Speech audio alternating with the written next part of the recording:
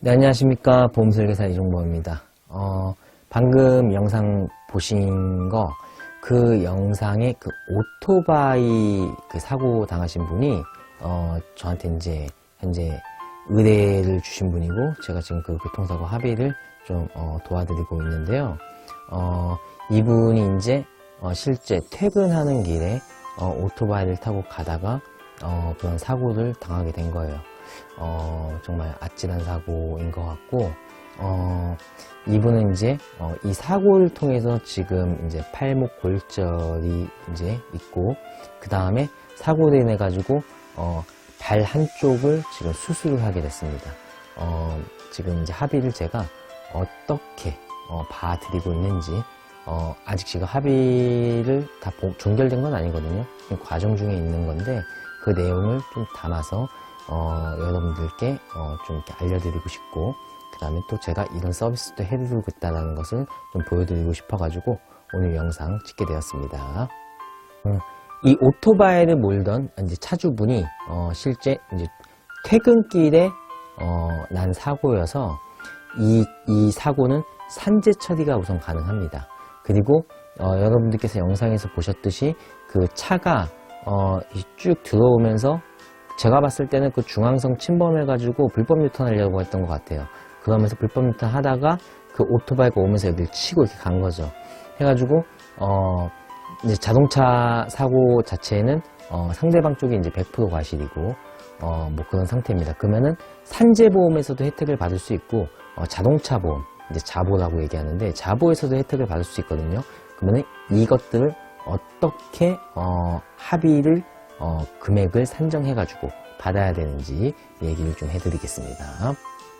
우선은 산재보험에서는 요양급여, 그리고 휴업급여, 일을 못했으니까 이제 일을 못한 이제 부분에 대해서 이제 뭐 월급이 삭감돼서 지급된다든지 이제 그런 부분에 대한 휴업급여 받을 수 있고, 그 다음에 팔이 골절됐고 다리 수술됐기 때문에 장애가 남을 수 있거든요.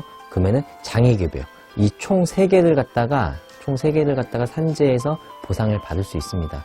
그리고 산재하고 자동차 보험은 중복보장은 되지 않습니다. 하지만 산재에서 받을 수 있는 것들 다 받고 그 외에 더 받을 수 있는 것들이 있을 때에는 자동차 보험에서 추가적으로 보상을 받으실 수 있습니다. 이 점 참고하시길 바라겠습니다. 그리고 이 고객분 같은 경우는 좀 어처구니 없는 좀 상황을 좀 당했는데요. 처음 사고가 나가지고 갔던 병원이 있어요. 그 병원에서 팔목 골절에 대한 이제 치료도 받았고, 발목에 대한 이제 수술도 받았는데, 발목 수술에 대한 거는 사고하고 교통사고하고 인과성이 없다라고 해가지고 사고를 인정을 안 시키는 거예요. 그래가지고 저도 좀 약간 상식적으로 조금 당황스럽더라고요. 왜냐면은 사고가 나기 전까지는 다리나 팔목이나 이게 이상이 아무것도 없던 분이셨는데 사고가 나고 나서 골절이 됐고 그 다음에 발 인대 쪽에도 문제가 있어가지고 수술을 하게 된 건데, 이 발 쪽 관련된 부분에 대해서 사고하고는 인과성이 없다라고 이렇게 얘기하는 거에 대해서 이제 그 고객분과 이제 그 어머니분이 정말 화가 많이 나셨어요. 상식적으로 좀 이해가 되지 않으니까. 제 개인적인 생각으로는 사실 병원하고 보험사 간의 분쟁이 정말 심하거든요. 예를 들면 교통사고 이렇게 살짝 쿵 난 거 가지고 쿵 났다 하면 바로 전치 2주예요. 전치 2주인데 병원에서 엄청나게 과잉 진료를 한다는 거예요. 그래가지고 굳이 하지 않아도 될 치료들 때문에 보험사에서 손해율이 높다 보니까 이제 이게 진짜 이걸 치료 받아야 될 사람이냐 아니냐 가지고 분쟁이 되게 많았어요. 그래가지고 병원 측에서 보험사하고 분쟁이 나지 않기 위해서 그런 어떤 사고에 대한 이제 어떤 의사소견이 의외로 되게 좀 되게 약하게 좀 뭔가 빼트린 뭐 약간 이런 느낌으로 좀 이렇게 작성을 한 게 아닌가 싶은 생각이 저도 들었거든요. 해가지고 이제 그 고객분하고 이제 얘기를 해가지고 병원을 어떻게 이제 옮기게 됐어요. 그래서 두 번째 옮긴 병원의 이제 의사소견에 의하면은 그 발에 대한 이제 수술 그 부분도 이건 100% 사고다 라고 이렇게 얘기를 하시더라고요. 근데 수술은 그 전 병원에서 했기 때문에 이게 조금 약간 골치긴 한데, 가장 중요한 거는 어쨌거나 지금 이 발목 수술을 교통사고로 인정받게 되면 전치 10주예요. 그리고 이 팔 골절만 인정을 받게 되면 전치 6주거든요. 그럼 제가 이제 손해배상사하고 좀 이렇게 이야기를 해보니까 이게 전치 6주로 받느냐 아니면 전치 10주로 받느냐에 따라 가지고 합의금이 대략 한 6, 700만 원 차이가 나더라고요. 당연히 저는 사고 나기 전에 아무 이상도 없던 사람이, 아니 사고가 나고 나서 이 문제가 생겨가지고 수술을 받게 되는데, 이게 교통사고가 인과성이 없다라고 한다는 것 자체 저는 이제 완전 인정을 안 하고, 두 번째 병원이 제가 봤을 때는 그래도 그 어떤 보험사의 어떤 외압이나 이런 걸로부터 그 의사분이 그래도 나름 소신 있게 이렇게 본인의 주관적 관점에 의해서 이거는 사고하고 당연히 100% 연관이 있는 거다 라고 이렇게 얘기를 하는 그 의사분의 이야기를 들으면서도 대한민국이 진짜 그런 부분들, 의사가 그 어떤 외압이나 이런 거하고는 좀 이렇게 벗어나서, 명확한 소견을 좀 이렇게 내릴 줄 아는 어떤 그런 좀 뭔가 힘이 있고 좀 해야 되는데, 좀 그런 게 좀 약하다라는 생각도 좀 들었고, 좀 그런 부분들이, 좀 아쉽다라는 생각도 많이 들었거든요. 네. 하여간, 네, 그랬습니다. 그리고 이제 산재 그 외에 이제 자동차 보험에서 이제 받을 수 있는 거는, 휴업 손실액. 그 산재에서 받은 것들을 제외하고, 받지 못한 부분들에 대한 이제 휴업 손실액을 받을 수 있고, 그 다음에, 합의를 보게 되면 합의 그 이후에 대한 치료에 대해서는 향후 치료비는 개인 사비로 해야 되거든요. 그렇기 때문에 합의 볼 때 향후 치료비 항목이 들어가게 되고, 그 다음에 위자료 항목 해가지고 이게 총 3가지 항목이 있는데요. 우선은 고객분이, 이제 제가 이제 챙겨드리려고 하는 부분들이, 이제 휴업 손실액 부분 같은 경우는, 지금 사고 이전 이후, 실제 지금 월급을 받지 못한 부분이 있다, 아니면 차감된 부분이 있다라고 하면은 그 부분에 대한 차액을 휴업 손실액으로 지금 낼 생각을 가지고 있고, 휴업 손실액에서 만약에 지급이 되지 않는다라고 하면 이걸 위자료 항목으로 해서 좀 낼 생각을 가지고 있습니다. 그리고 이분은 이 사고로 인해 가지고 지금 회사에 출근을 못하고 있다 보니까 연차가 깎이게 됐거든요. 그럼 그 연차가 깎이게 된 거에 대한 피해를 갖다가 금전적으로 계산을 해서 그것도 위자료 항목에 넣어서 추가적으로 또 이제 금액을 산정할 지금 계획이고요. 그 다음에 이제 이 사고로 인해서 이제 성과금에도 변동이 생겼거든요. 그래서 이 변동이 생긴 성과금에 대한 금액도 명확하게 산정을 해가지고 휴업 손실액 아니면은 위자료 항목으로 넣어가지고 합의금 산정할 때 추가적으로 더 이렇게 돈을 이제 넣을 생각을 지금 가지고 있습니다. 그리고 이 고객분 같은 경우는 이 교통사고가 원래 나지 않았으면은 토요일, 일요일에 일을 하기로 되어 있었어요.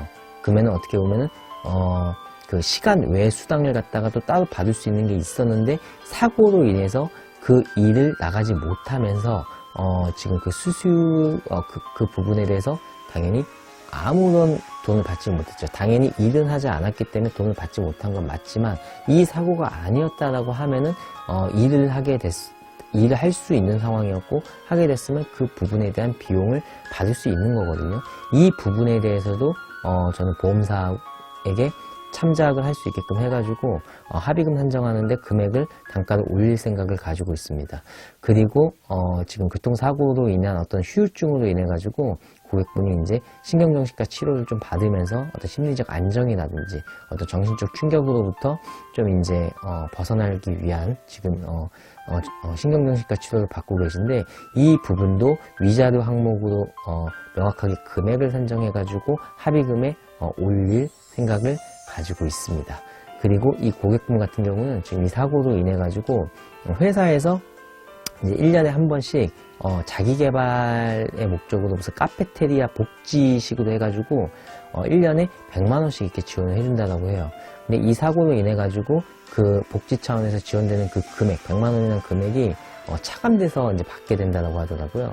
그럼 이 차감된 만큼의 부분도 사고로 인해서 손실을 본 거기 때문에 그 금액도 휴업손실액 아니면 위자료 항목에 이거를 더 넣어서 합의금 금액을 갖다가 더 산정시켜서 지금 합의를 진행할 계획을 가지고 있습니다. 그리고 이제 팔목 골절에다가 그리고 이제 발목 수술까지 받은 거는 보통 사고일로부터 180일이 지나고 나서 의사가 이제 장애 여부를 판정하거든요. 그래가지고 휴유장애 진단을 내리게 되는데 이게 이제 영구장애라든지 한시장애 이제 그 판정이 나게 돼요. 그렇게 되면은 영구장애이면 그 영구장애에 맞는 그 시세에 맞는 합의금이 있어요. 금액이 있고 그리고 그 금액이 이제 얼마인지를 갖다가 저도 지금 이제 손해배상사하고 얘기하면서 금액 산정 중에 있거든요. 해가지고 이제 합의가 사실 종결되는 데까지 좀 시간이 걸려요. 왜냐면은 이게 이제 휴유장애 진단을 받느냐 받지 않느냐에 따라 가지고 합의금이 또 바뀌거든요. 해가지고 보통 조금 돈이 급하다든지 아니면 합의금을 좀 빨리 받아야 될 것 같은 상황인 고객이면은 이게 휴유장애가 나올 수도 있고 나오지 않을 수도 있는데 지금은 거의 90%, 100% 가까이 휴유장애가 나오거든요. 나올 확률이 제가 봤을 때 되게 높아요. 그렇기 때문에 그거에 맞춰가지고 휴유장애가 날 확률이 되게 높기 때문에 기존에 휴유장애가 나왔다라고 한 그 금액에 아주 근접한 부분으로 합의금을 산정해가지고 보험사에 요청을 할 생각을 가지고 있습니다. 어쨌거나 우리가 이제 일상에 이렇게 살아가는 과정에서 많은 이제 위험으로 우리가 노출이 되어져 있는데 그 위험으로부터 어떤 문제가 생기게 됐을 때 소비자분들이 실제 본인들의 권리에 대해서 잘 알기가 어려워요. 그래서 저는 보험 설계사입니다. 보험 설계사는 보험 상품을 판매하는 게 제 일이긴 한데 이런 부분들에 대해서 고객분들도 잘 모르고 하다 보니까 제가 이제 서비스 차원에서 이런 영역들도 많이 도와드리고 있고 그 다음에 제가 이걸 많이 이제 고객의 권리를 찾아드리다 보니까 많이 입소문도 나고 그 다음에 저도 이런 사례들도 경험하고 하면서 실력도 계속 쌓아 나가고 있는 거죠.